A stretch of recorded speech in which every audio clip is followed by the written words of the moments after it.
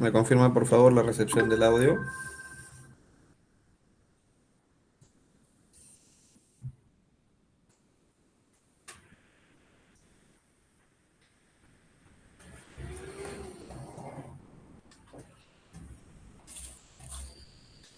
Buenas noches, ¿me confirma por favor la recepción del audio?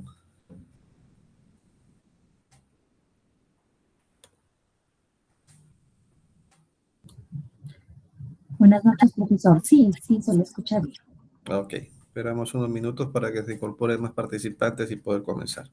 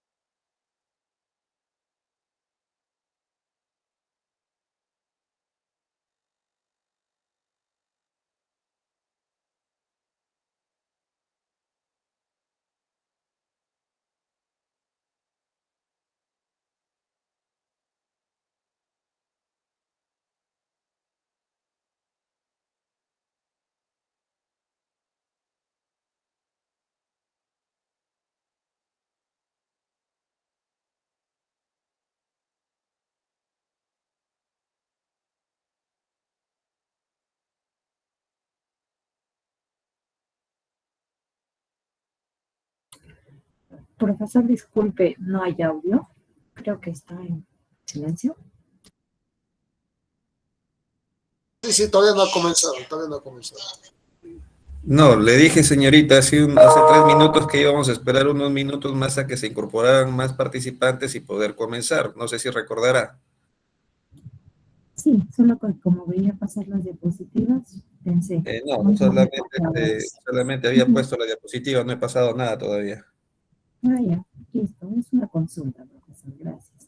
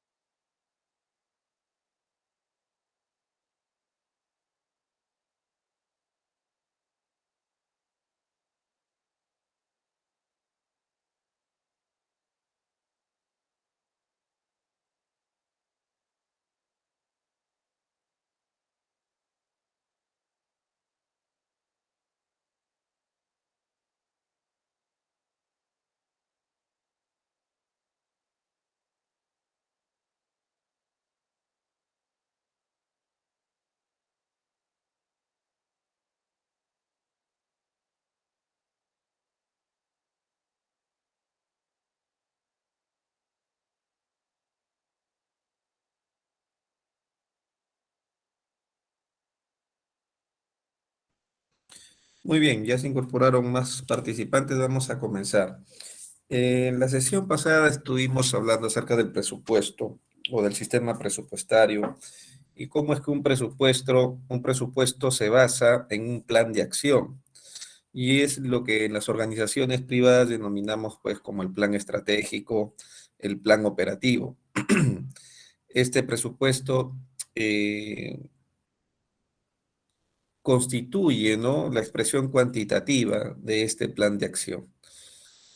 Y en este plan de acción se establecerán los objetivos, las metas y los indicadores, lógicamente para poder medir el cumplimiento o el avance del cumplimiento de dichas metas.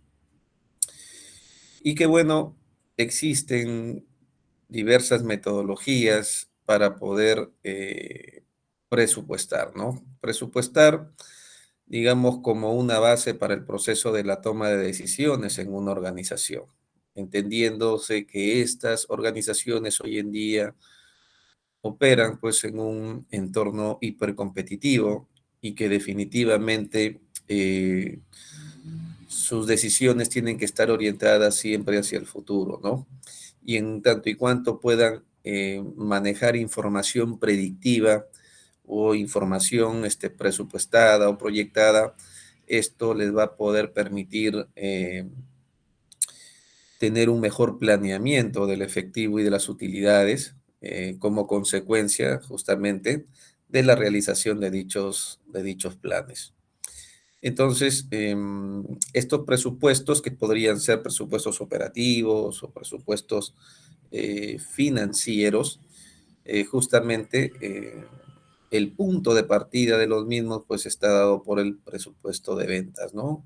Y conversamos acerca de aquellas variables, tanto controlables como no controlables, de este presupuesto de ventas como punto de partida de los presupuestos operativos, ¿no? Entonces, eh, este presupuesto maestro, que no es otra cosa más que la integración o la interrelación de presupuestos operativos y presupuestos financieros, ¿sí? Constituyen este plan de acción, ¿no? Y puede ser para determinado periodo mensual, bimensual, trimestral, semestral o anual, ¿no? Siempre enmarcándonos en el corto plazo. Los presupuestos individuales incluidos en un presupuesto maestro, ya habíamos comentado, básicamente son los presupuestos operativos y los presupuestos financieros, y dentro del presupuesto operativo partíamos pues del presupuesto de ventas, ¿no? Este presupuesto de ventas que puede ser expresado en unidades físicas o un presupuesto de ventas expresado en unidades monetarias, y a partir del cual se van a formular los presupuestos de producción, los presupuestos de compras y de requerimientos de materia prima, los presupuestos de mano de obra, los presupuestos de gastos indirectos de fábrica, los presupuestos operativos como el de gastos de administración, como el de gastos de venta, etcétera, ¿no? Vamos a verlo con el ejemplo de un caso de la empresa La Granja. Entonces, estos son los componentes del presupuesto maestro, ¿no? A nivel de presupuestos operativos, entonces llegamos hasta el estado de resultados, ¿no? Hasta el estado de resultados, eh, para luego, a partir del mismo, poder generar los presupuestos financieros, como el presupuesto de gastos de capital o de inversiones, el presupuesto de efectivo, presupuesto de caja y el presupuesto del balance o estado de situación financiera. ¿De acuerdo?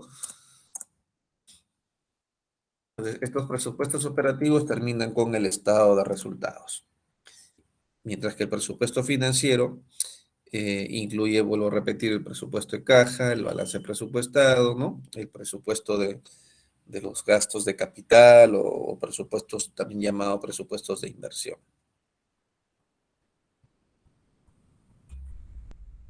Entonces, todos los presupuestos inician del presupuesto de ventas para luego pasar al presupuesto de producción. Este presupuesto de ventas emplea estimaciones tanto a nivel de volumen, ¿sí?, como de precios. Ahora, lógicamente, cuando vamos a presupuestar, las empresas van a tener que establecer en qué moneda van a formular su presupuesto, ¿no? Y esto va a estar vinculado probablemente con la moneda funcional de la empresa. ¿Y cuál es la moneda funcional de la empresa? La moneda funcional es la moneda este, que opera, digamos, o que prevalece en el entorno económico en el que opera la entidad. Recordemos que en eh, las empresas se mueven, o mejor dicho, se relacionan con tres tipos de moneda, ¿no? Hay tres tipos de moneda en un país. Una moneda en la que se denomina como la moneda de curso legal, ¿sí? La moneda de curso legal. Aquí en Perú, la moneda de curso legal es el sol, ¿sí? En Chile serán los pesos chilenos, ¿de acuerdo? Luego de la moneda de curso legal, tenemos a la moneda funcional. Y la moneda funcional, les dije hace un momento que era la moneda que prevalece o que en todo caso es la que en la cual se expresan las operaciones en el mercado en el cual opera principalmente la entidad. Por ejemplo, una empresa minera, una empresa minera que opera en el Perú, digamos, donde la moneda de curso legal es el sol, la moneda funcional de la empresa minera es el dólar estadounidense. Por eso es que cuando ustedes de repente han visto en la página de la SMV, estados financieros de empresas mineras, están expresados en dólares estadounidenses. ¿Por qué? Porque es la moneda, digamos, principal en el mercado en el que opera la entidad. Entonces, la empresa opera en el mercado de metales, ¿sí? Sus inventarios se cotizan en una bolsa de productos, en el London Metal Exchange, por ejemplo, ¿no? Entonces, los precios se fijan en dólares estadounidenses. Los flujos de efectivo los reciben dólares estadounidenses. Entonces, por lo tanto, su moneda funcional es el dólar. Y si la moneda funcional es el dólar, ¿cuál es la moneda extranjera para la empresa minera? La moneda extranjera sería el sol. Entonces tengo la moneda de curso legal, tengo la moneda funcional y por último tengo la moneda de presentación. Y la moneda de presentación es la moneda que la empresa elige en la cual va a presentar su información financiera. Yo puedo ser una empresa subsidiaria cuya matriz se encuentra de repente en Estados Unidos y tengo que reportar mi información financiera, estados financieros a la matriz.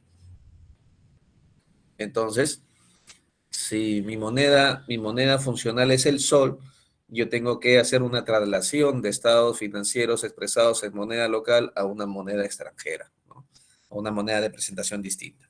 Entonces, cuando voy a presupuestar, y lógicamente después de la etapa de presupuestación viene el control o el análisis y evaluación de las desviaciones o variaciones, lógicamente tengo que tener expresado el presupuesto en la moneda en la cual voy a registrar las transacciones para después poder hacer esa comparación. Porque si mi moneda funcional es el sol y presupuesto en dólares, después cuando quiero hacer la comparación entre lo ejecutado y lo presupuestado, voy a tener ahí un problema, ¿no? Porque una cifra va a estar expresada en soles, que es en todo caso lo que refleja la contabilidad, y otra cifra, que es el presupuesto, va a estar expresado en dólares. Entonces, ese es un punto de partida importante. Sobre qué moneda o cuál es la moneda que voy a utilizar para formular el presupuesto. ¿De acuerdo? Entonces, tiene que ser una moneda en la cual esté expresada la información financiera para que te permita después hacer un análisis y evaluación de las variaciones o desviaciones. ¿De acuerdo? Entonces, eso es muy importante y hay que tomarlo en cuenta. Además, intervienen otros factores en el presupuesto también de ventas, ¿no? Y eso está vinculado pues con si hacia qué mercado está dirigido el producto. El producto puede estar dirigido al mercado local o puede estar dirigido totalmente al mercado al exterior o principalmente al mercado al exterior y del exterior y en menor medida al mercado local. entonces voy a tener el tema de la variación del tipo de cambio o de las tasas de cambio. También eso va a influenciar al momento de la formulación del presupuesto de ventas en lo que se refiere a la valorización del mismo, ¿no? Porque en buena cuenta, las cantidades o volúmenes van a estar en función a qué cosa, van a estar en función al estudio de la demanda, del mercado, a los planes de expansión de la compañía, va a estar en función a ello, ¿no? Y por otro lado, también va a estar en función a las expectativas, en todo caso, de desarrollo, de crecimiento de algún mercado, del Producto Bruto Interno, etcétera, etcétera.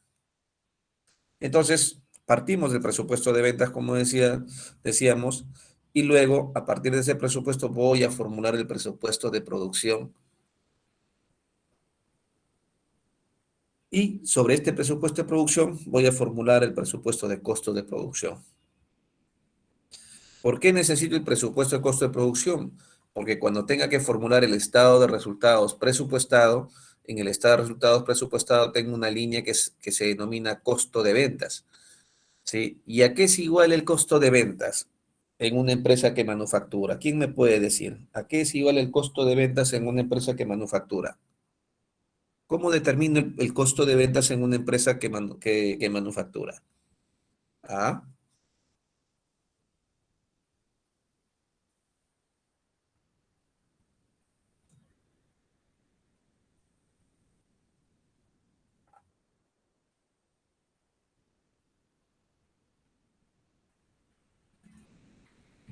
Profesores, el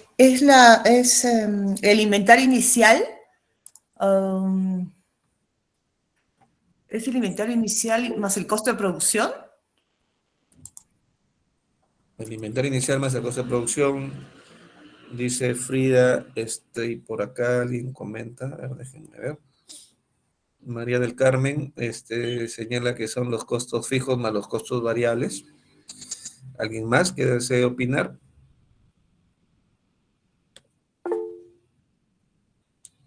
Silvia Patricia Guapaya dice, menos inventario final, la verdad no entiendo, ¿no?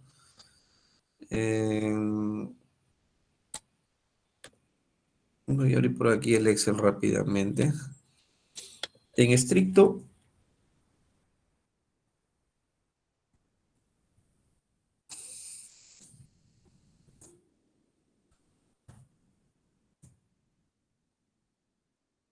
lo voy a hacer bien detallado.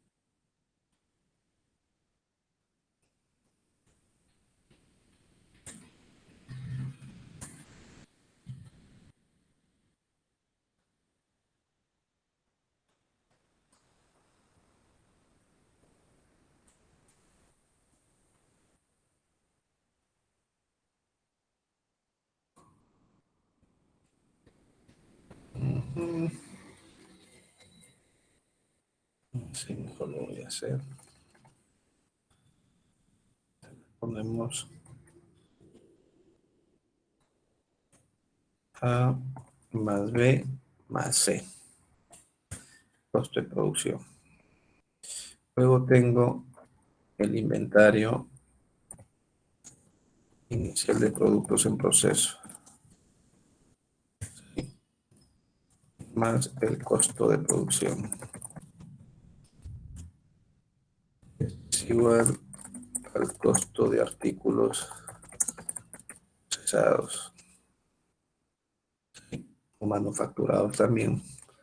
Esto le restamos el inventario final de productos en proceso y esto es igual al costo de artículos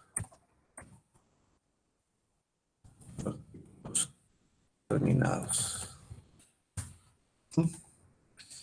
Luego tengo el inventario inicial de productos terminados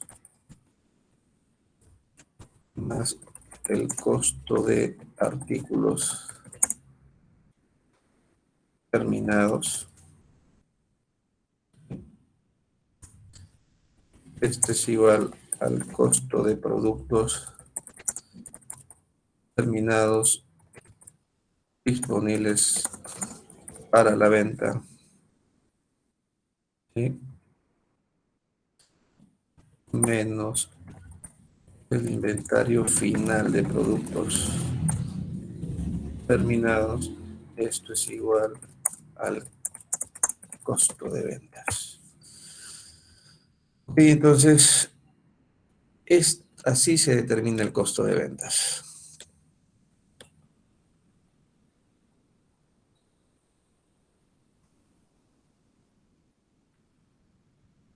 Entonces, por ejemplo, el costo de producción que está aquí, baja acá, ¿no? Este baja aquí. Y luego, este costo de artículos terminados baja aquí.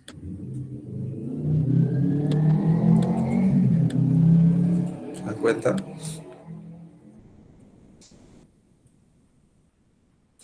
Muy bien, ¿preguntas?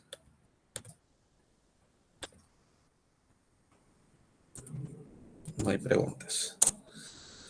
Entonces, a partir del presupuesto de producción, tenemos que formular los presupuestos de gastos generales de fábrica, mano de obra directa y materia prima directa. El presupuesto de gastos generales de fábrica emplea, dice, la producción estimada para poder prever los costos indirectos, ¿sí? El presupuesto de mano de obra directa emplea la producción estimada para poder prever los costos de la mano de obra directa. Es decir, estos presupuestos, ¿sí?, emplean o se formulan a partir del presupuesto de unidades de producción, a partir de este presupuesto. En el caso de la materia prima hay una relación o una regla insumo-producto. Dice que para producir una unidad de producto terminado necesito tantas unidades de materia prima. Para producir una unidad de producto necesito tantas horas, ¿sí? Tantas horas, hombre, para producir este producto. ¿Sí? En términos de gastos generales de fábrica, necesito tantas horas, hombre, también para producir este producto. Y para poder vender necesito tantas unidades producidas. ¿De acuerdo? Y esto sería parte del presupuesto de manufactura, ¿no? Luego tendría el presupuesto de ventas, el presupuesto de administración, el presupuesto de capital invertido y los otros presupuestos, ¿no? El de resultados, el flujo de caja o presupuesto de efectivo, y a partir de la información del balance inicial puedo llegar al balance proyectado. ¿De acuerdo? ¿Por qué? Porque como hemos visto aquí, fíjense, cuando hablamos de inventario inicial, ¿sí? Aquí hablamos de inventario inicial, ¿se dan cuenta? Aquí también hablamos de inventario inicial. Este inventario inicial de materias primas, este inventario inicial de productos en proceso, o este inventario inicial de productos terminados, ¿en dónde están? Están aquí en el balance inicial, ¿sí? En el balance inicial. Muy bien, entonces, ¿cómo formulamos los presupuestos operativos? ¿No? Vamos a ver el caso de la empresa La Ola Mola S.A., dedicada a la fabricación de velas, windsurf, y se plantea realizar un presupuesto maestro para el segundo trimestre del año. Presupuesto de ventas. El presupuesto de ventas ya sabemos que es el primer presupuesto que debemos preparar. Los demás presupuestos van a depender del presupuesto de ventas.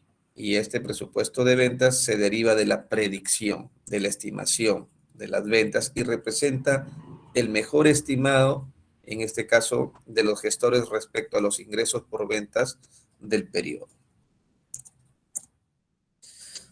Algunas variables o cuestiones a considerar. Ya hemos dicho, hay variables controlables, otras variables que no son controlables, ¿sí? Pero que en ambos casos tenemos que considerar, ya que a partir de esas variables, ¿sí? Y del grado o nivel de incertidumbre también que de todos modos siempre va a estar presente, es que se van a definir las hipótesis o las políticas para la formulación del presupuesto. Entonces, por ejemplo, hay que considerar los niveles actuales de ventas y cuáles son las tendencias de las mismas en el pasado. ¿Qué ha sucedido en el pasado? ¿Cuál ha sido la tendencia? ¿Nos hemos mantenido? ¿Ha habido una línea de tendencia creciente? ¿Hemos tenido comportamientos erráticos en una línea de tiempo? ¿O es que por el contrario, la línea ha sido decreciente o descendente, ¿no? Entonces, obviamente, eso ya marca una pauta respecto del comportamiento, ¿sí? Respecto del comportamiento que han tenido las ventas. Las condiciones económicas e industriales generales, ¿sí? Estas condiciones económicas, justamente que mencionábamos hace un momento, ¿no? ¿Qué ha pasado con las reglas del macroentorno? ¿Sí? Cómo está la tasa de inflación, qué es lo que se prevé respecto de la inflación, la política monetaria por parte del BCR para poder seguir manejando, controlando la inflación dentro del rango meta, que ya, por cierto, estamos ya hace tiempo fuera de ese rango meta, ¿no? El rango meta está entre 1 y 3%. Entonces, las tasas de cambio, como han venido fluctuando, han venido variando, ¿no? Las tasas de interés también, que obviamente tienen un efecto en el endeudamiento, ¿sí? Entonces, y no solamente del mercado local, sino del mercado al exterior, ¿no? Vemos que en Estados Unidos, por ejemplo, la Reserva Federal recientemente también ha incrementado la tasa de interés de referencia, ¿no? Y esta tasa de interés de referencia, pues, mueve de todas maneras a las tasas de interés de referencia de los bancos centrales de las economías en el mundo, ¿no? Principalmente economías emergentes como la nuestra. Entonces, acciones de los competidores, ¿no? ¿Qué está haciendo la competencia? ¿Qué ha previsto realizar? ¿Cuáles son sus planes operativos de la competencia? La política de precios. Y aquí, bueno, es importante también evaluar o tener en cuenta en qué tipo de mercado estamos compitiendo, en un mercado de competencia perfecta, o estamos de repente en un oligopolio, o estamos de repente, como se dice, en un mercado de competencia imperfecta, ¿no? ¿En qué medida, o es que el gobierno quizás ejerce cierto control de los precios también, ¿no?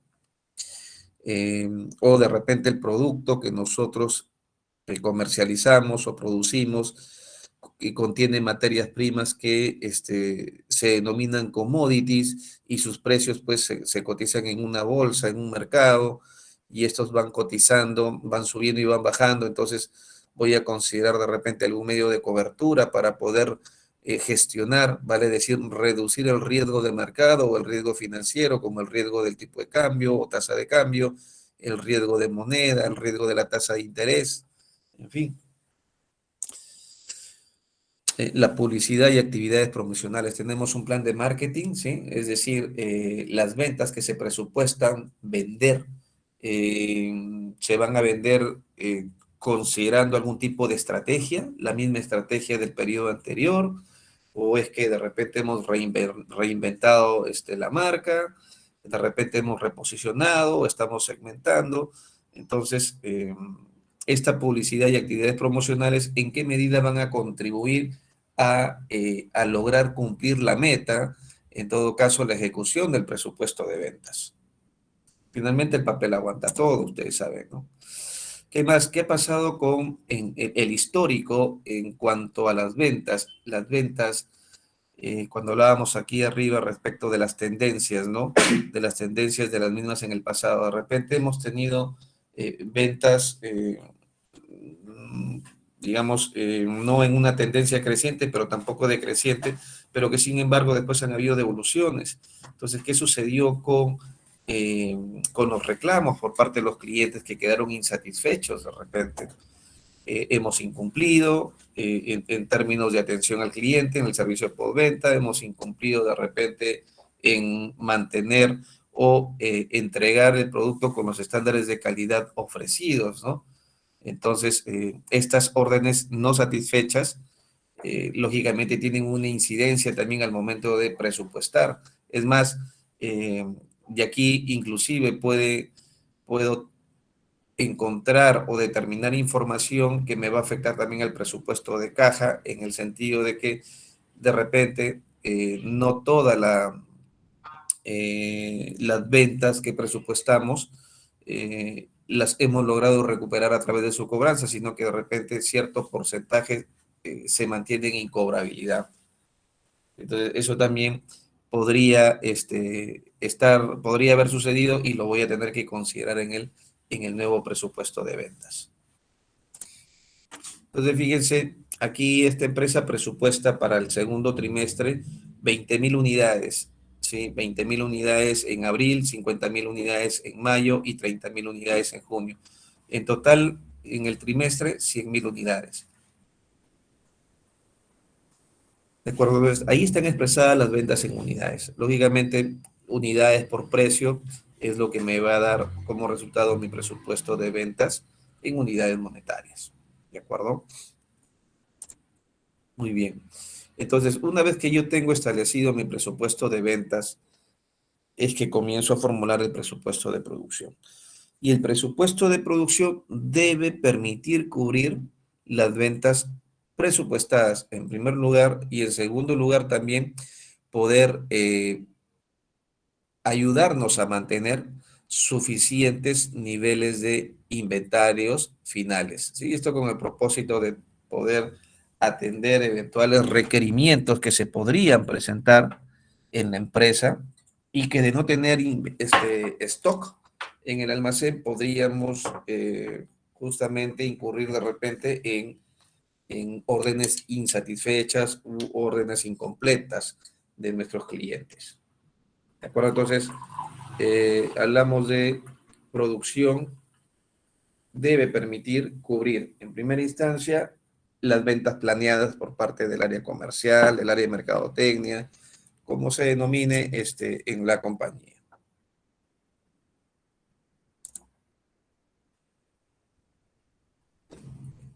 Ahora, ¿cuál es la política del gestor? ¿Cuáles son las hipótesis o las premisas para la formulación del presupuesto de producción? Por ejemplo, los gestores desean que las existencias finales de cada mes sean equivalentes al 20% de las ventas presupuestadas para el mes siguiente en unidades. ¿Sí? Para las ventas presupuestadas para el mes siguiente en unidades. Ya habíamos visto nosotros en el presupuesto de ventas 20.000 en abril, 50.000 en mayo y en junio 30.000. Es decir, 20% del mes siguiente.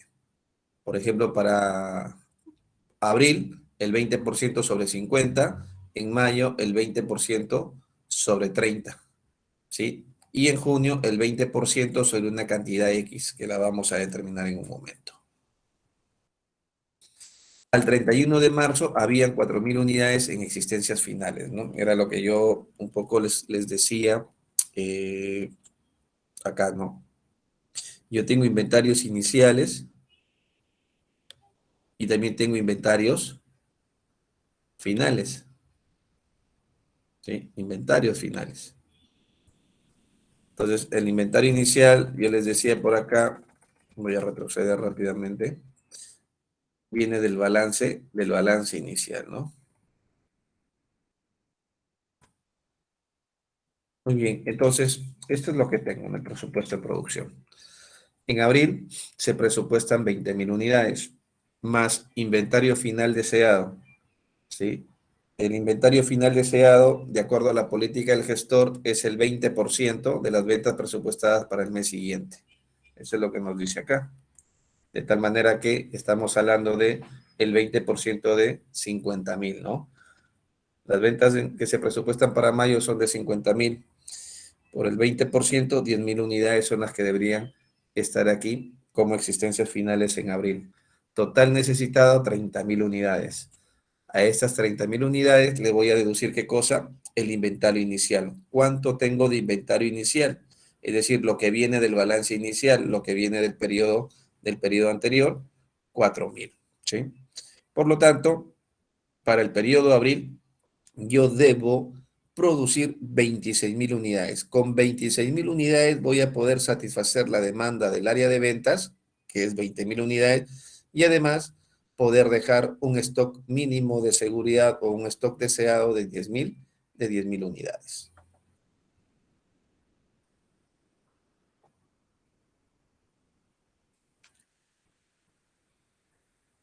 ¿De acuerdo? Entonces, aquí nada más al ojo, las existencias iniciales del mes de mayo, ¿a cuánto ascenderían? Las existencias iniciales del mes de mayo, ¿a cuánto ascenderían? 76.000, ¿no? ¿No No, son 50.000 las que estaban proyectadas para mayo? no, no, las existencias Ah, iniciales, no las, ah, no, no las eh, unidades a ser vendidas. Tendría que ser las finales del periodo anterior, pues. Lo que quedó como final en abril se convierte en inicial para mayo. Lo que se convierte en final para mayo pasa a ser el inicial de junio. ¿Correcto? Entonces, tengo ventas presupuestadas de 50.000, 20% de las ventas de junio constituyen las existencias finales deseadas de mayo, 6.000. Total necesitado, 56.000 menos existencias iniciales, es decir, menos 10.000.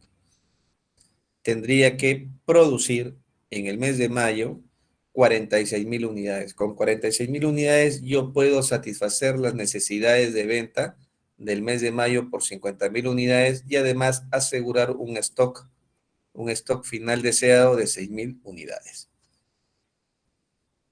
Pregunto, para el mes de junio, ¿a cuánto ascenderán las existencias iniciales?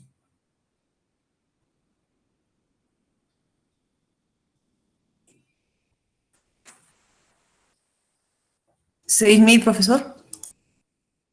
6.000, así es, correcto, ¿no?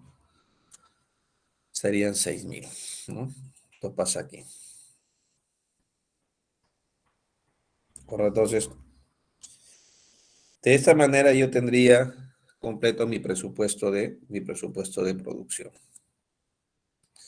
Entonces, en el trimestre tendría que, para poder satisfacer las 100.000 unidades que proyecta el área de ventas, yo tendría que producir en el trimestre 101.000 unidades que me van a permitir satisfacer estas 100.000 unidades a ser vendidas y poder mantener un inventario final deseado de 5.000 unidades como stock de seguridad para atender requerimientos imprevistos.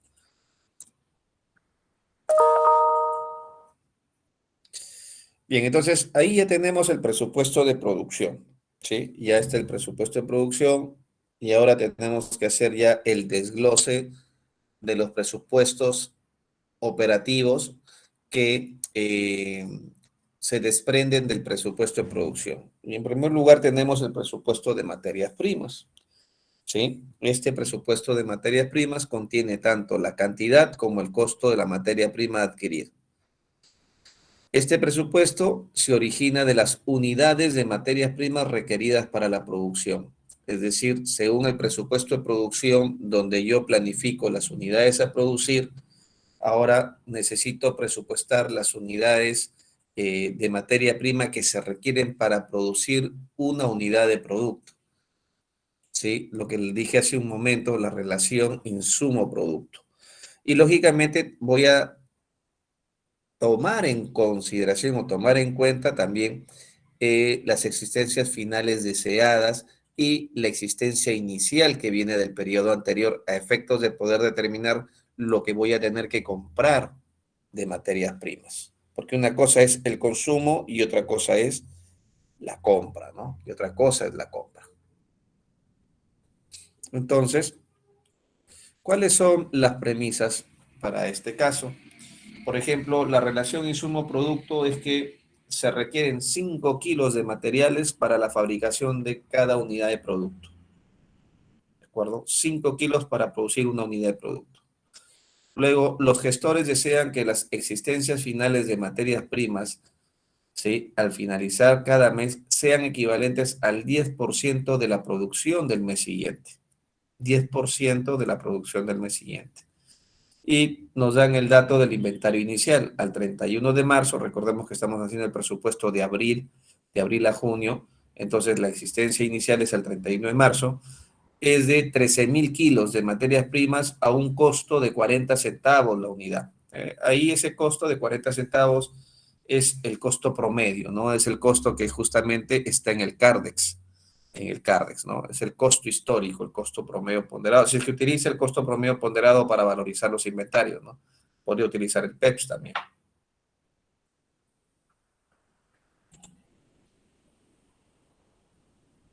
Entonces, con estas premisas,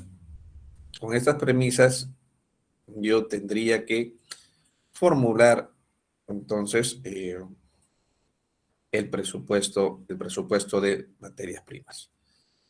¿Hasta aquí alguna pregunta?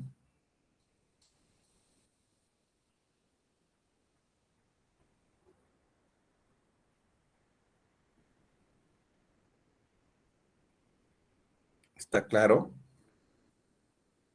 Para continuar. Muy buenas noches, profesor Uceda. Esa parte de los gestores un poquito podría... Cuando me refiero a gestores, me refiero a la gerencia, ¿no? A los gerentes, a los que gestionan los presupuestos. En una organización hay gestores que son en todo caso los jefes de área, los gerentes de área, ¿no? Entonces, cuando hablamos en materias primas, ¿quién es el gestor? Es básicamente el área de logística, el área de compras, ¿no? Entonces, ellos son los que tienen que prever sobre la base de lo que producción les pide. ¿De acuerdo? Entonces, ¿y cómo prevén? Prevén con base a relación técnica y a información técnica, perdón, y esa información técnica se convierte en una política, ¿sí? En una política. Entonces, ya el área de compras conoce la rotación de los inventarios sobre la base de la relación insumo-producto, el tiempo de pedido y de repedido, ¿sí? Y de atención por parte del proveedor también de las materias primas. Recordemos que puedo yo tener un proceso productivo que requiera materias primas que no se encuentran en el mercado local, sino en el mercado del exterior. O sea, básicamente voy a tener que importar. Supongamos que yo tengo un molino que produce alimento balanceado y para producir el alimento balanceado, uno de los macroingredientes importantes es la soya. Y la soya la tengo que importar, viene por buque, ¿no? Entonces, si yo no tengo establecido claramente mis tiempos de pedido, de repedido y de atención por parte del proveedor, puedo incurrir de repente en desabastecimiento, ¿sí?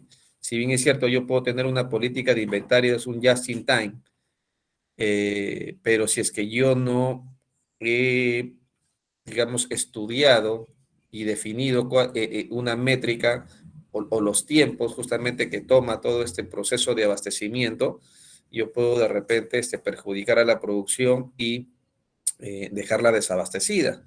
Y el dejarla desabastecida significa que no van a poder producir y en consecuencia producción no va a poder cumplir con ventas y ventas a su vez no va a poder satisfacer las órdenes por parte de los clientes, ¿no? Por eso es que definen stocks de seguridad, ¿no? Stocks mínimos, por ejemplo, equivalentes al 10% de la producción. No sé si queda un poco más claro. O sea, estoy entendiendo que deben tener una reserva adicional del 10% para asegurar Claro, la producción del mes correcto, siguiente. correcto, así es, así es. Una reserva como tú lo entiendes, así es, así es. Porque para poder abastecerme no es que yo hoy día le pido a mi proveedor y hoy día me atiende, ¿no? Salvo que sea, pues, de repente un insumo que no sea de naturaleza especializada y que se encuentre rápidamente en el mercado. Pero como les decía hace un momento, yo para producir alimento balanceado, yo necesito insumos importados, ¿no? Aditivos. Lo mismo ocurre en el sector agrícola agroindustrial, ¿no? Por ejemplo, los pesticidas, los fungicidas, los herbicidas, los pesticidas o las mismas semillas. Ahí, si yo siembro espárrago, voy a requerir una semilla importada, ¿no? Entonces, hay un tiempo de pedido, de repente el proveedor tiene que producir ese insumo en algún lugar o también a él le proveen de otro lugar. Entonces, ese tiempo yo tengo que cubrirlo, ¿no? Ese periodo de desfase tengo que cubrirlo con inventarios. Les hago una analogía, digamos, en cuanto a este tipo de desfase. Un fondo fijo para caja chica, por ejemplo, ¿no? A ustedes les dan un fondo fijo, no sé, pues vamos a suponer de 1.000 soles, ¿ya? O de 10.000 soles, un fondo fijo de 10.000 soles.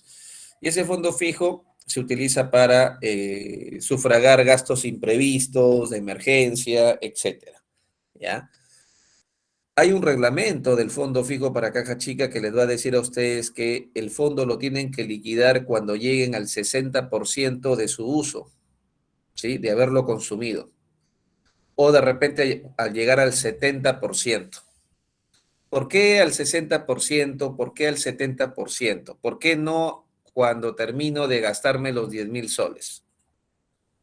Sencillamente porque yo cuando termino de gastar el dinero, voy a tener que solicitar que me repongan el fondo fijo, que nuevamente me den dinero hasta alcanzar los 10.000 soles.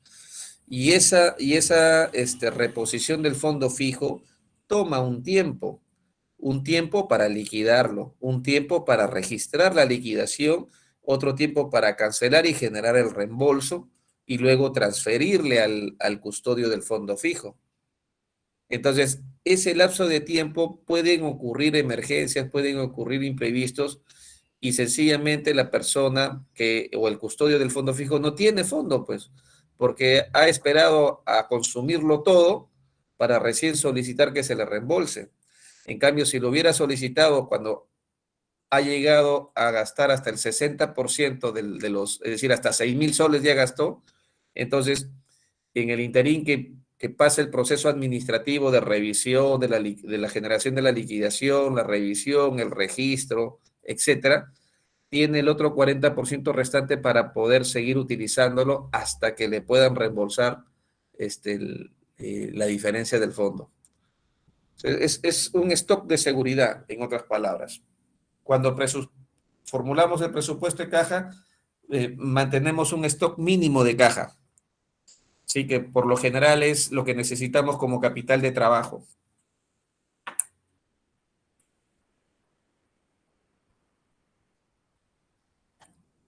Entonces, estas son las unidades que se habían planificado producir. 26.000 en abril, 46.000 en mayo y 29.000. Y esto viene del presupuesto de producción. Total 101.000 unidades, ¿no? Que era lo que habíamos visto acá. 26.000, 46.000, 29.000, 101.000 unidades. No son las ventas, no son las ventas, son las unidades a producir. Recordemos que el presupuesto de ventas me permite formular el presupuesto de producción, pero el presupuesto de producción es el que me permite formular mi presupuesto de materiales, mi presupuesto de mano de obra. Entonces, sobre la base de este presupuesto de producción es que nosotros formulamos el presupuesto de materias primas. Y acá tenemos la relación insumo-producto. ¿Cuántos kilos, litros, gramos, miligramos, etcétera, necesito para producir una unidad de producto? 5, ¿no? 5 kilos. Para producir una unidad de producto necesito 5 kilos. Por lo tanto, para producir 26.000 necesito 130.000 kilos. ¿De acuerdo? Si voy a producir 46.000 unidades o 46.000 kilos y sé que la relación insumo-producto es de 5 a 1, entonces voy a necesitar 230.000 kilos. 46.000 por 5, 230.000. Si necesito producir 29.000 unidades y sé que para producir una necesito 5 kilos, entonces para producir los 29.000 kilos necesito, ¿sí? Necesito 146.000 kilos de materia prima. ¿De acuerdo? Entonces, estas son las necesidades de materia prima para la producción. Ahora bien, del mismo modo, tengo stocks de seguridad y por otro lado tengo un stock inicial, ¿no?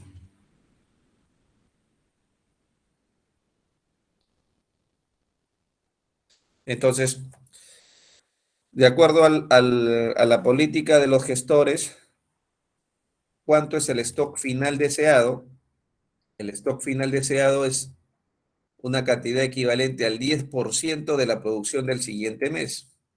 Por lo tanto, aquí estamos hablando de que la existencia final deseada de abril es el 10% de 230.000, es decir, 23.000. ¿De acuerdo? Pero, además, debemos restarle el inventario inicial, porque no voy a, si tengo un inventario inicial, no voy a comprar una cantidad equivalente al inventario inicial, ¿no?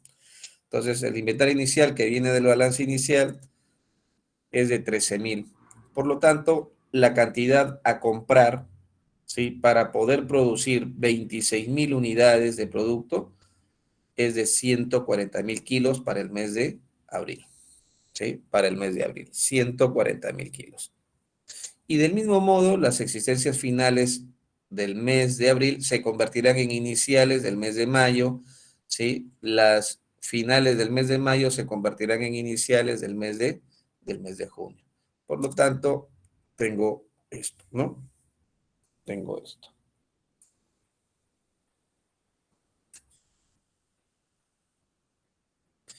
Entonces, hasta aquí tengo el presupuesto de materias primas, ¿sí? Sí, el presupuesto expresado en unidades. Está expresado en unidades, ¿no? Es lo que necesito comprar, para poder producir o satisfacer el presupuesto de producción. Bueno, acá, ¿cómo determino los inventarios? ¿Sí?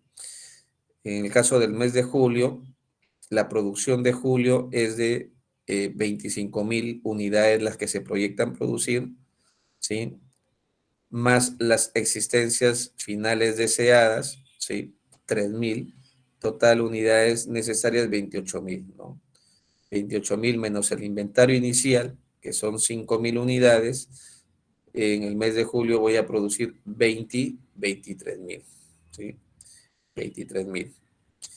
Por lo tanto, 23.000 por 5 son 115.000 en junio, en julio, por el 10%, son los 11.500 que tengo aquí de existencias finales deseadas, ¿no? 11.500. Presupuesto de la mano de obra directa. Igual que existe una relación insumo-producto, es decir, que para producir una unidad de producto necesito determinada cantidad de materia prima, también para producir una unidad de producto requiero de una determinada cantidad de horas o de tiempo para producir dicho producto.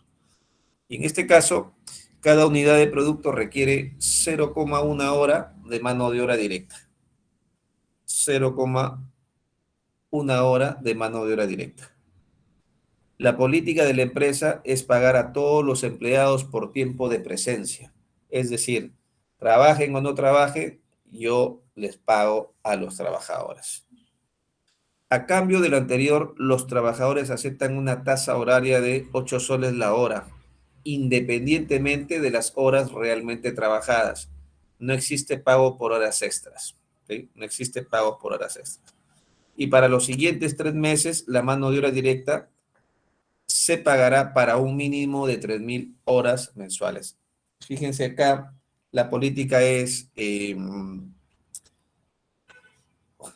establecer horas mínimas garantizadas para el trabajador. O sea, te voy a pagar a 8 soles la hora, ¿sí? A 8 soles la hora.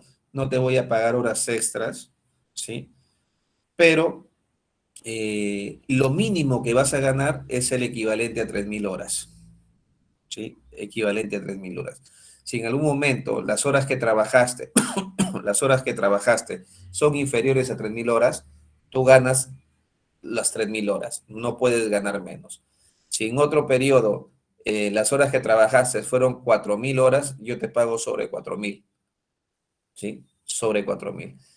Si en otro momento trabajaste 2.000 horas, yo te pago sobre 3.000, porque es lo que he acordado contigo, horas mínimas garantizadas. Entonces, nuevamente, partimos del presupuesto de producción. 26.000 unidades, 46.000 unidades, 29.000 unidades para los meses de abril, mayo y junio respectivamente. Entonces, tenemos aquí la relación, ¿cuánto tiempo o cuántas horas necesito para producir una unidad de producto? Y habíamos visto que en las políticas del gestor era 0,1 hora, ¿no?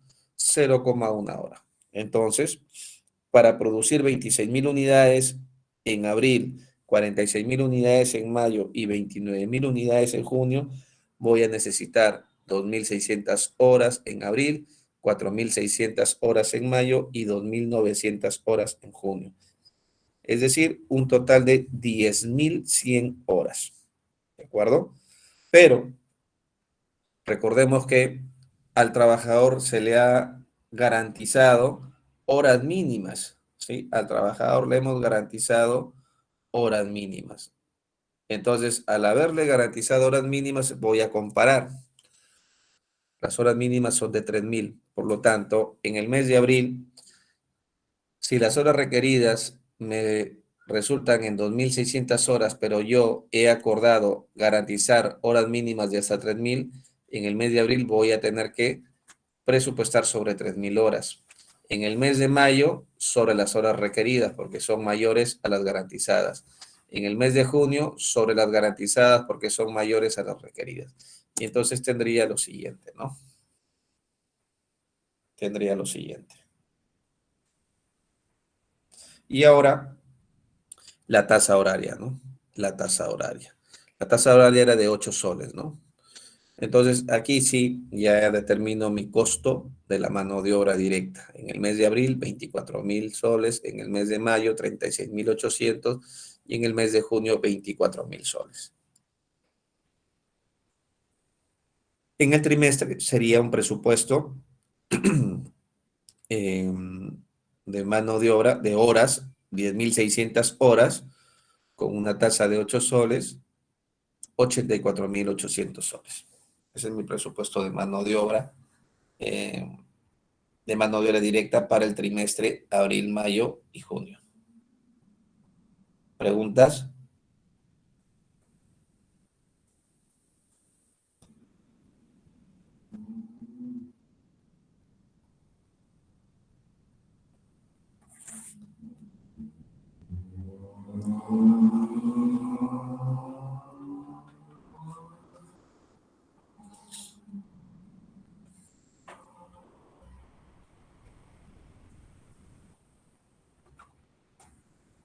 Profesor, Eh, Adelante. sí, ese 0.1 horas que dice que se requiere para producir una unidad, ¿no? ¿Cómo se expresa en Correcto. realidad? ¿Es 0.10 minutos? ¿Cómo es? Eso no entiendo muy bien. ¿Cómo se No, es expresa en horas? 0,1 hora, pues, ¿no? O sea, ¿es una hora? No, No, si fuera una hora sería 1. 0,1 hora. O sea, mm, es que eso es lo que no entiendo. ¿Cómo se expresa en minutos o cómo es ese 0.1 horas que se necesita para poder hacer esos, que en su conjunto vendría a ser 2.600 Si una horas? hora, si una hora, si una hora equivale a 60 minutos, ¿sí? Si una hora equivale a 60 minutos, estamos hablando de que 60 minutos es el 100%, ¿no? Entonces, es el 100%. Estamos hablando de que 0,1 hora, 0,1 hora equivaldría a una cantidad determinada de minutos, ¿sí? A una cantidad determinada de minutos. Entonces, si estamos hablando de que 60 minutos es una hora y yo estoy expresando en 0,10, esto sería más o menos 6 minutos, ¿sí? 6 minutos. Ya, ok, ok. Sí, ahora sí ya. Claro. Por ahí iba mi duda. Ujú. Está bien, gracias. Ya.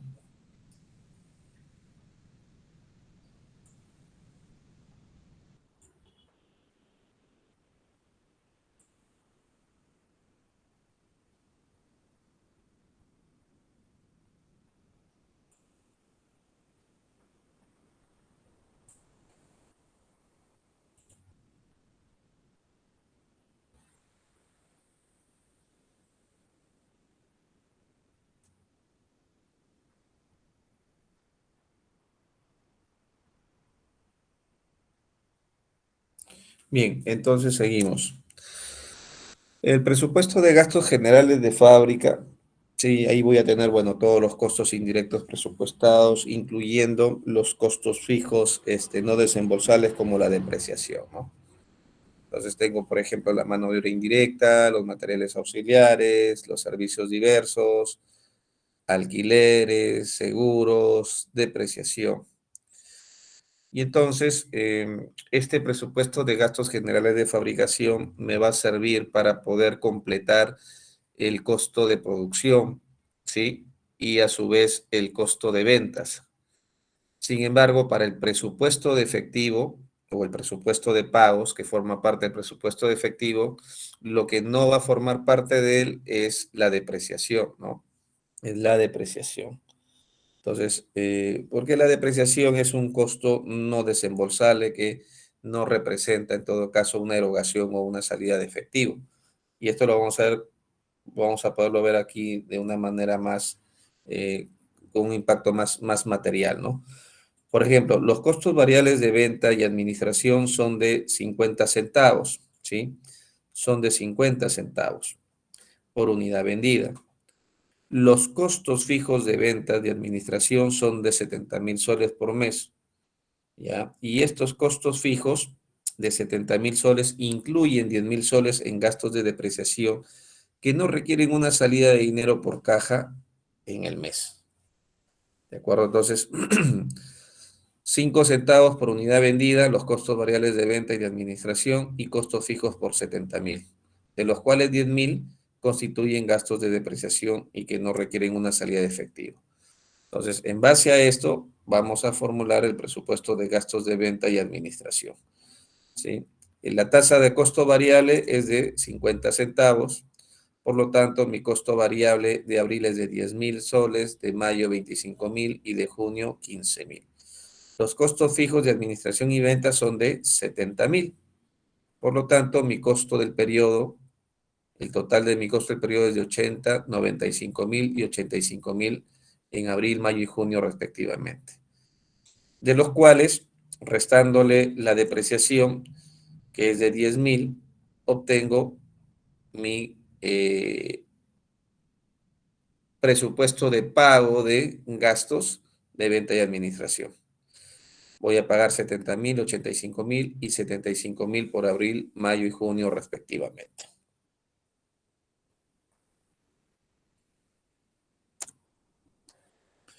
Ok, entonces, hasta aquí tenemos los presupuestos de ventas y los presupuestos de producción, dentro de los cuales tenemos el presupuesto de materias primas, el presupuesto de mano de obra, el presupuesto de gastos generales de fábrica, los presupuestos del periodo, en este caso los gastos de venta, los gastos de administración. Ahora veamos el presupuesto de efectivo. Pues ya habíamos dicho que el flujo de caja es una herramienta de planificación financiera y consiste en programar los ingresos, egresos y los saldos de efectivo a lo largo de un periodo, ya sea de corto, mediano y largo plazo. El presupuesto de efectivo diagnostica los faltantes, vale decir déficit, y sobrantes, excedentes, y en consecuencia obliga a planear la inversión del excedente y el financiamiento del déficit. ¿De acuerdo? Entonces, no existe un formato rígido para elaborar un flujo de caja proyectado o un presupuesto de efectivo. ¿Sí? En contabilidad gerencial, este asunto es bastante flexible y se va moldeando, se va adecuando de acuerdo a las necesidades que digamos, que el gerente financiero o el responsable de tesorería va desarrollando y en todo caso, en la medida que cumpla los propósitos de control de su información, en este caso, de lo que presupuestó y de lo que se ejecutó, va a establecer, va a ir mejorando, va a ir afinando, va a ir siempre modificando, cambiando la estructura del flujo de caja proyectado o del presupuesto de efectivo, ¿no? Lo cierto es que tengo, por un lado, el rubro de los ingresos y por otro lado el rubro de los desembolsos o egresos. Estos desembolsos o egresos los puedo clasificar también partiendo de una clasificación contable, ¿no? Es decir, por tipo de operación. Por ejemplo, tengo los egresos operativos, voy a tener los egresos de inversión o los egresos de financiamiento, ¿no? O un flujo de caja operativo, un flujo de caja de inversión y un flujo de caja de financiamiento. Digamos, no empleamos de una manera así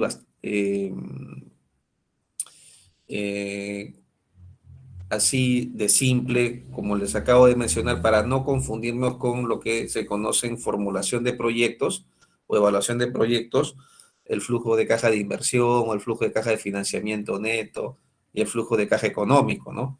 ¿Por qué? Porque ese flujo de caja tiene otro propósito y tiene otra estructura. En el flujo de caja proyectado, en el presupuesto efectivo, es diferente, ¿no? Es diferente. No se arranca, por ejemplo, en el flujo de caja, para propósitos de evaluar un proyecto de inversión, no se arrastran saldos iniciales de caja o saldos finales como saldos iniciales para el siguiente mes. Lo que se evalúa es la capacidad del proyecto para generar sus propios flujos en cada uno de los periodos de manera independiente. Mientras que en el presupuesto de efectivo o presupuesto de caja, yo voy arrastrando los efectos de déficit o de excedente de un periodo hacia el periodo siguiente, ¿no? Entonces, para formular el presupuesto de caja, fíjense lo que dicen los gestores. Todas las ventas de la empresa se realizan al crédito. Todas las ventas se realizan al crédito. Luego nos dice que el esquema de cobros, es decir, estas ventas que son al crédito, las vamos a cobrar de la siguiente manera. El 70% se cobra en el mes de la venta. El 25% se cobra al mes siguiente. Y el 5% resultan incobrables, es decir, no se va a poder cobrar. ¿De acuerdo? No se van a poder cobrar. ¿Qué más? Los 30.000 soles recogidos en cuenta de clientes para el mes de marzo se van a cobrar en su totalidad. ¿Qué me está diciendo ahí? Que hay un saldo de cuentas por cobrar en el balance inicial a marzo, ¿sí? Perdón, en el balance inicial, el 31 de marzo, que se van a cobrar en su totalidad en el mes de abril. Entonces, con esto, yo ya puedo formular el presupuesto de caja. Entonces, el primer ingreso que voy a tener de cobro es el saldo de las cuentas por cobrar que vienen del 31 de marzo, que lo voy a cobrar en abril, ¿no? Los 30.000 que dice acá, los 30.000 soles recogidos en cuentas de clientes para el mes de marzo se van a cobrar en su totalidad. Aquí lo estoy cobrando en abril. Sí, adelante. Esto vendría a ser, profesor, como un saldo inicial, ¿no? Claro, exactamente. Ese es el saldo inicial al 1 de abril, o mejor dicho, el saldo final del balance al 31 de marzo. En el balance al 31 de marzo yo tengo en cuentas por cobrar 30.000 soles que se van a cobrar al mes siguiente. Es decir, si nosotros vemos aquí la política de cobros, el 70% de la venta se cobra en el mes de la venta y el 25% se cobra en el mes siguiente. ¿Qué significa? Que las ventas que se realizaron en marzo, el 70% se cobró en marzo y el 25% se van a cobrar en el mes siguiente, es decir, se van a cobrar en abril. Estos 30.000 representan el 25% de las ventas que hubo en el mes de marzo. ¿De acuerdo? Entonces, por eso que decimos 31 de marzo cobramos lo que ha quedado en cuentas por cobrar clientes el 31 de marzo, lo estamos cobrando en abril. Es lo primero que ingresa en abril. Luego viene el cobro del 70% de la venta del mes de abril, 140.000. Y el 25% se cobra en el mes siguiente, 50.000. Lo mismo ocurrirá para el mes de mayo. Las ventas de mayo, el 70% de 500.000 lo estoy cobrando en mayo y el 25% se va a cobrar en junio. ¿Sí? El 25% se va a cobrar en junio. Y luego viene junio. El 70% de las ventas de junio se cobran en el mismo mes. Y el 25%, ¿cuándo se va a cobrar? En julio todavía. Por lo tanto, si nosotros el 25% de 300.000, ¿sí? De 300.000 sería el diferencial, ¿no? En este caso, estamos hablando de ¿cuánto? De 90.000.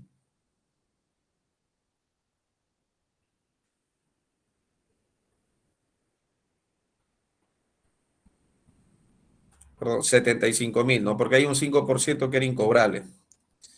Entonces, 75.000 van a quedar en cuentas por cobrar al 30 de junio. ¿Por qué? Porque se van a cobrar en el mes de julio.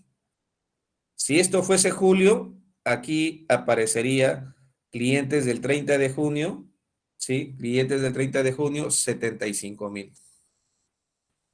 ¿De acuerdo? Entonces, y con esto tendría yo mi presupuesto de cobros, ¿no? Esto sería mi presupuesto de cobros, dentro del presupuesto de caja, obviamente. Luego, en los egresos, la empresa paga 40 centavos por kilo en las materias primas. Recuerden que cuando vimos el presupuesto de materias primas, solamente presupuestamos las compras a nivel de volumen. Sí, adelante. Profesor, una consulta. ¿Y ese 5% que queda impagable, incobrable, Vale, así es. genera pérdida? No, porque no entra al flujo ya, pues. No lo vamos a cobrar, ya no entra al flujo. Sí, adelante. No, he sido yo porque volví a... Ya. Ok. Ya, ok, gracias. Listo. Entonces, en la compra de materiales vamos a pagar 40 centavos por cada kilo de materia prima. La mitad de las compras de un mes son pagadas en ese mismo mes y el resto se paga en el mes siguiente. Es decir, el 50% de las compras se paga en el mes del que se realiza la compra y el 50% restante al mes siguiente. No se practican descuentos y las cuentas por pagar según el 31 de marzo eran de 12.000 soles. Significa que en el mes de marzo en el balance quedaron por pagar a proveedores 12.000 soles. Y estos 12.000 soles representan el 50% de las compras del mes de marzo, que de acuerdo a la política se pagan en el mes siguiente, es decir, lo vamos a pagar en abril. Y aquí en abril estoy pagando el 50% de las compras del mes de marzo, ¿no? ¿Qué más?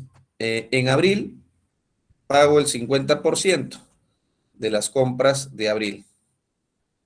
Entonces, si nosotros nos vamos al presupuesto de compras de abril, yo tenía 140.000 kilos. Si voy acá, voy a rápido retroceder hasta materias primas. Acá está, ¿no? 140.000 en abril. 140.000 kilos, 221.500 kilos y 142.000 kilos. ¿Perdón? Por 40 centavos. Eso es lo que nos están diciendo acá. ¿No? Por 40 centavos. Entonces, aquí estábamos. 140.000 kilos por 40 centavos son 56.000. El 50% en el mes de la compra y el 50% restante al siguiente mes. En mayo, igual, ¿no? 88.600. El 50% en el mes de la compra en mayo y el 50% el mes siguiente en junio. Compra de junio, el 50% se paga en el mes de la compra y el 50% se quedará en cuentas por pagar del mes de junio. Es decir, 28.400 se pasan para el siguiente mes. Listo, hasta ahí hemos hecho el presupuesto de efectivo de las ventas, cobros, presupuesto efectivo de las compras, en este caso pagos. Además, la empresa tiene una línea de crédito de 75.000 soles al 12%, mantiene un balance mínimo de caja de 30.000 soles, toma prestado dinero el primer día del mes y devuelve los préstamos el último día. Paga por caja un dividendo de 25.000 soles en abril, también compra activo fijo por 143.700 en mayo y 48.300 en junio, y eso se paga por caja. La caja inicial al 1 de abril es de 40.000 soles, es decir, en el balance que se hizo al 31 de marzo, en la cuenta de efectivo quedaron 40.000, y eso se constituye en la caja inicial del periodo a presupuestar. Entonces, con esa información, lo que hacemos ahora es trasladar los cobros del presupuesto de cobros que hemos armado hace un momento. Tengo aquí la caja inicial y tengo mi caja disponible. En materias primas del presupuesto de pagos, en abril pagaba 40.000, mano de obra directa, 24.000 viene del presupuesto de mano de obra directa, gastos generales de fábrica, del presupuesto de gastos generales de fábrica, administración, del presupuesto de gastos de ventas de administración. No hay compra de equipo en abril, se compra en el siguiente mes. En abril sí pagamos dividendos por 25.000. Total pagos 215.000, tengo un déficit de caja de 5.000, ¿no? Ingresos 210 menos egresos 215, tengo un déficit de caja. Y la política es que debemos mantener un saldo mínimo de caja de 30.000 soles. Por lo tanto, la empresa tendría que solicitar un crédito de 35.000. Solicita el préstamo de 35.000 y ahora sí le queda un saldo final de 30.000. Este saldo final de 30.000 se vuelve saldo inicial para el mes de mayo. Y acá están los 30.000. Los cobros que vienen del presupuesto de caja, tengo un total de caja disponible de 430 menos los pagos, ¿sí? Igual materias primas, pago de mano de obra, gastos generales. Aquí está la compra de activo fijo, ya no hay pago de dividendos y tengo un saldo final de caja de 16.200, pero yo debo mantener 30.000. Por lo tanto, voy a tener que solicitar un préstamo de 13.800.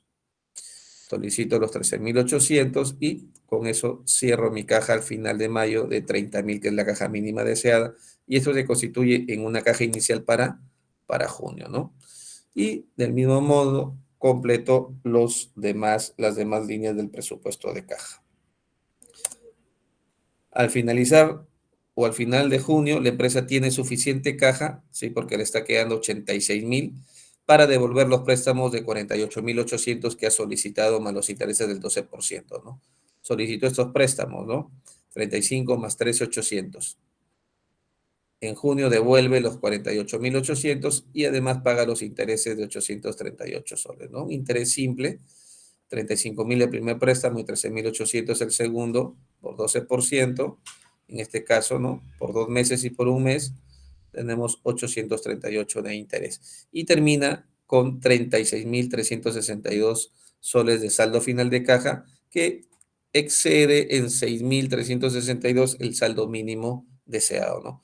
Es decir, que estos 6.362 los podría invertir de repente en un fondo mutuo, de ponerle en un depósito overnight, es decir, en algo que le rentabilice. Y con eso yo completaría ya mi presupuesto de caja, ¿de acuerdo? Y ahora ya tendría los presupuestos operativos, el presupuesto de caja y pasaría al presupuesto del estado de resultados, donde primero tengo que calcular, valorizar la producción terminada para poder determinar el costo de ventas. Y acá tengo la determinación del costo unitario de producción, ¿no? Materias primas eran 5 kilos y la relación era, o mejor dicho, 5 kilos se necesitaban para producir el producto a 40 centavos. Costo unitario, 2 soles. Mano de obra directa, 0,10 horas, ¿sí? Por la tasa salarial de 8, 80 centavos. Y los gastos generales, tengo 0,10 horas, ¿sí? Con un costo de 18,02, tengo un solo 80. Costo unitario, 4,60.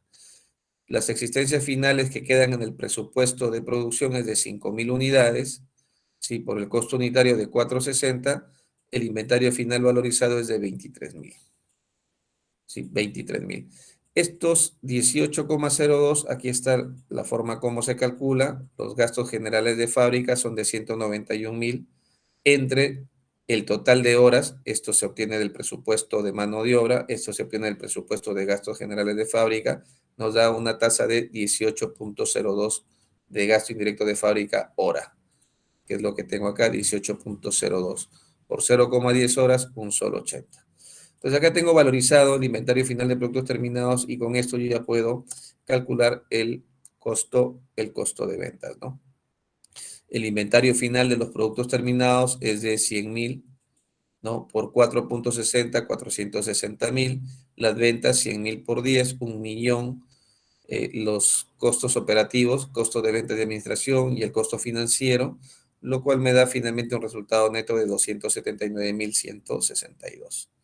Con esto yo ya podría formular el balance presupuestado, me dan una información adicional acá, la empresa informa de que el 30 de junio existen las siguientes cuentas en el balance, antes de la preparación del estado financiero presupuestado. Tiene terrenos por 50.000, tiene construcciones por 148.000 soles, un capital social de 200.000 y utilidades retenidas por 46.400. Con esa información yo ya estructuro el balance, ¿no? Por ejemplo, este efectivo viene del presupuesto de efectivo, que cerró ¿se acuerdan? Con 36.362 y que el saldo mínimo era 30.000. Yo les dije que 6.362 lo podría invertir para rentabilizarlo. Los 75.000 que vienen del presupuesto de cobros, donde corresponde el 25% de las ventas de junio, ¿no? Que se van a cobrar en el mes de julio. Inventario de materias primas, sí, esto viene del presupuesto de materias primas, 11.500 kilos quedaron por 40 centavos, 40.600. El inventario de productos terminados ya lo acabamos de valorizar para hacer el estado de resultados, 23.000, 5.000 unidades por 4,60. Total activos circulantes, 138.962. Luego ya terrenos, construcciones y equipos son datos que nos han proporcionado en la hoja anterior. En cuentas por pagar, quedan las cuentas por pagar, materias primas, el 50% de las compras, ¿sí? De 56.800. Luego tengo el capital y las utilidades retenidas de 300.000. ¿Cómo llevo a las utilidades retenidas de 300.562? Tenía al cierre 46.400 del periodo anterior, las utilidades que vienen del estado de resultados proyectado, menos el pago de dividendos, me da mi saldo final de las utilidades retenidas de 300.562, ¿no? Y con eso terminamos la formulación del presupuesto maestro. ¿De acuerdo? Aquí, bueno, ya es un poco de teoría, respecto de los otros presupuestos. Las empresas comerciales, es un poco más sencillo la empresa comercial, ¿no? El análisis, qué son las desviaciones, la diferencia entre el desempeño presupuestario y el desempeño real actualmente medido, ¿no? Una desviación desfavorable ocurre cuando los costos reales exceden al costo presupuestado o los ingresos reales son menores que los ingresos presupuestados. Es favorable cuando ocurre lo contrario, los costos reales resultaron ser menores a lo que se presupuestaron o los ingresos reales resultaron ser mayores a lo que se presupuestó.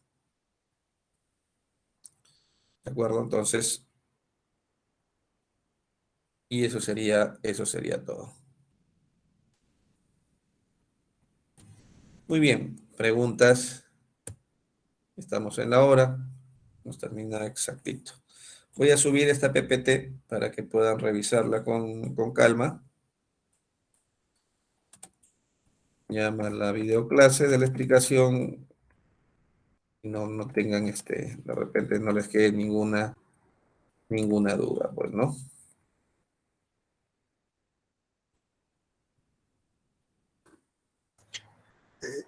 Por hacer una consulta, respecto al PA3, hay uno que hace un presupuesto operativo, el caso, la pregunta 1, y la 2 dice presupuesto maestro, o sea, hay que hacer en ahí tanto el operativo como el financiero.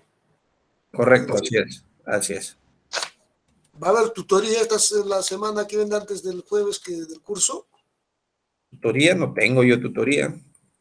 Todavía, profesor, pero sería interesante un poco más para ampliar un poco.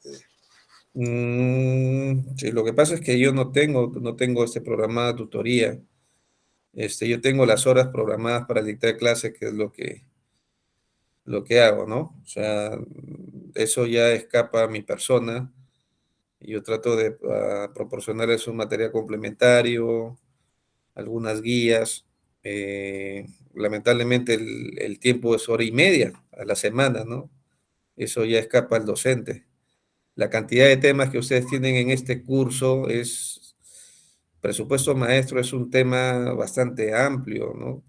Pero prácticamente con ustedes se tiene que hacer en 3 horas, ¿no? 1:30 la semana anterior y 1:30 esta semana. Entonces ahí requiere de un mayor esfuerzo, pues. Muy amable, gracias. Ujú. Muy bien, que les vaya muy bien, jóvenes. Nos estamos reencontrando en la siguiente semana. Tengan un buen fin de semana también. Buenas noches. Profesor, antes de despedirse, un servicio referente al PA3, la entrega del PA3 es igual que el PA2, ¿no? Todos lo enviamos individual, lo hacemos grupal y en Excel, ¿no? En realidad, cuando el PA, el producto académico es grupal, no es necesario que todos lo carguen, o sea, basta que lo cargue el coordinador de grupo y en el trabajo se señala quiénes son los integrantes, si participaron al 100% o si es que alguien no participó, se señala nada más, ¿no? Entonces, de tal manera que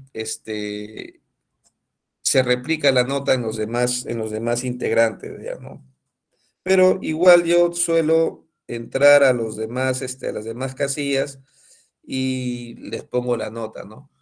Pero no es necesario que todos lo suban, pero si se sienten más cómodos subirlo porque se sienten más seguros, no hay problema tampoco. Perfecto, docente, con la carátula suficiente y bueno, en Excel, ¿no? Para que se vea las operaciones. Así es. Ya, profesor, muchas gracias, buenas noches. Ya, buenas noches. Hasta luego.